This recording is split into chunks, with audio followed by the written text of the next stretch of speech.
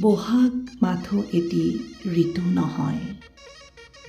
কি হয় বহাগ? কি আছে বহাগত? কি লৈ আনে বহাগে? কি দি থৈ যায় বহাগে?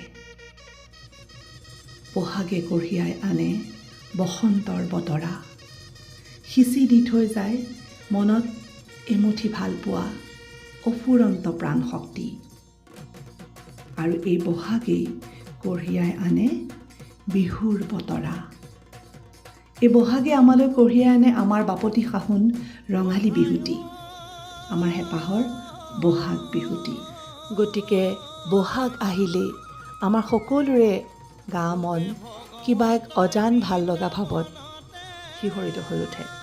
আৰু বিশেষকৈ আমি যিবিলাকে অসমত থাকিবলৈ পোৱা নাই, অসমৰ বাহিৰত থাকি বহাগক আদৰণি জনাইছোঁ, আমাৰবিলাকৰ মনত হয়তো এই ফূৰ্তি, এই ভালপোৱাৰ আলোড়নৰ লগতে এক কিবা এটা বুজাব নোৱাৰা ৰিঙা ৰিঙা ভাবো নথকা নহয়, যিহেতু আমি নিজৰ মাটিত থাকি এই বিহুটি, এই বহাগ, এই বসন্ত উদযাপন কৰিবলৈ পোৱা নাই। কিন্তু তথাপিও খুবেই হেঁপাহ আৰু উৎসাহেৰে আমি ইয়াত চেন্নাইবাসী সকলো অসমীয়া একেলগ হৈ আমি অসম এছ'চিয়েশ্যনৰ উদ্যোগত আমি সকলোৱে একেলগে মিলি খুব ফূৰ্তিৰে বহাগক আদৰণি জনাওঁ। আমি বসন্ত উৎসৱ, ৰঙালী বিহু পালন কৰোঁ। আৰু ঠিক এইবাৰো আমি তেনেকৈ গৰু বিহুৰ দিনাই আমি ইয়াত অসম এছ'চিয়েশ্যনৰ উদ্যোগত আমি বিহু পালন কৰিলোঁ। তাৰ পিছত হঠাৎ দেখিলোঁ যে আমাৰ এই যি লাভলী লেডিজৰ যিটো আমাৰ জেং বিহু দল আছে, আমাৰ জেং বিহুৰ লিডাৰ আমি বৰষা তালুকদাৰ হঠাৎ দেখিলোঁ যে এটা খুব ধুনীয়া সাগৰ পাৰত গৈ পেলাই এটা খুব ধুনীয়া বিহু নাচিছে। তাৰপিছত আৰু দেখি আকৌ, যদিও আমি আগদিনা এছ'চিয়েশ্যনৰ বহাগ বিহু পাতি গৈছোঁ, তথাপি সাগৰৰ পাৰত বিহু মৰা দেখি আৰু আকৌ উৎসাহ আহিলেই নহয়, আকৌ কৰো কৰো লাগিলে। তাৰপিছত সেইমতে লগে লগে দেখি আৰু বৰষা তালুকদাৰলৈ কথা পাতিলোঁ যে কিয়নো আমি এনেদৰে নাযাওঁ।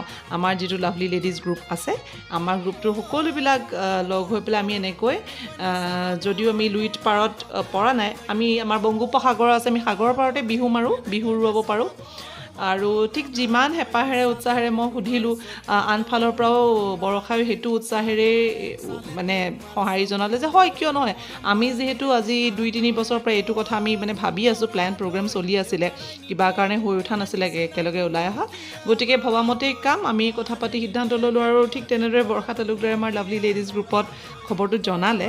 আৰু খবৰ পোৱাৰ লগে লগেই একদম সেই যিটো বহাগৰ উৎসাহ বা যিটো বহাগৰ হেঁপাহ, সেই উৎসাহতে আমাৰ নাচনীসকল ৰেডি হ'ল।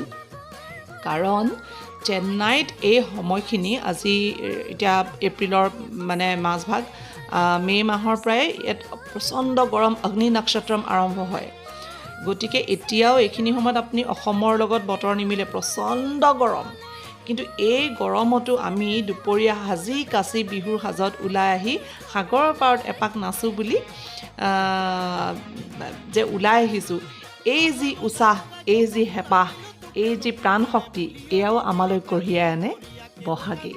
যিমান গৰম হ'লেও এই বহাগৰ বতৰতে আমাৰ মনত এই উৎসাহ থাকে যে বছৰটোলৈ বুলি বিহু এপাক মনৰ হেঁপাহেৰে মাৰি আহোঁ।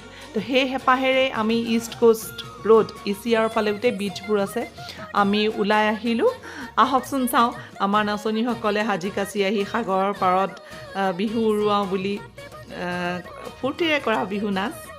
আৰু লগতে আমাক উৎসাহ জনাবলৈ, আমাৰ এই যে ধুনীয়া ভাল লগা যিবিলাক স্মৃতি ধৰি ৰাখিবলৈ ফটো ভিডিঅ' কৰি আমাক উৎসাহ জনালে বৃন্দাবন, তাৰপিছতে আমাৰ দেৱ চক্ৰৱৰ্তী দাদা, আৰু লগতে আমাক কণমানি হাৰ্দিকেও আমাক আৰু আজিকালি যিবিলাক ৰিল চিল এইবিলাক বনাই মেলি সহায় কৰি দিলে। অঞ্জুবাটো আছিলেই, ময়ো যি পাৰোঁ 2-এটা স্মৃতি ধৰি ৰাখিবলৈ চেষ্টা কৰিলোঁ। তেনেদৰে এটা খুব ভাল লগা মেমৰি ভিডিঅ' হিচাপে ভিডিঅ'টো আপোনালোকলৈ আগবঢ়াইছোঁ, আৰু আশা কৰোঁ আপোনালোকে ভাল পাব। আৰু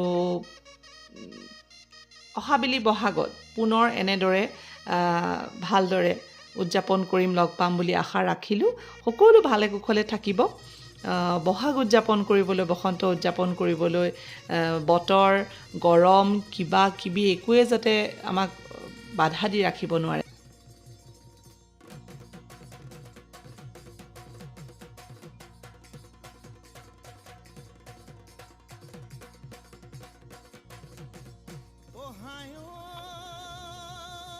আৰু এনেদৰে হেঁপাহ পলুৱাই সাগৰৰ পাৰত বিহু নাচি বিয়লি বেলিকা অনিষ্টা স্বত্তেও আমি অহাবেলি বহাগত পুনৰ লগ পোৱাৰ প্ৰতিশ্ৰুতিৰে ঘৰমুৱা হ'লোঁ।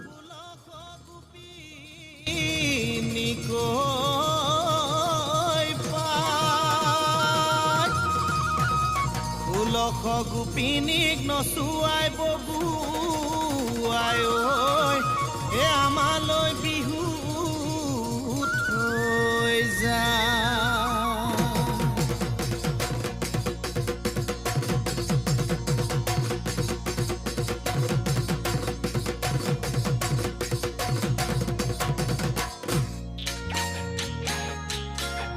ঐ পাহাৰ বগাই বগাই চেনি মাই কপৌ ফুল আনিছে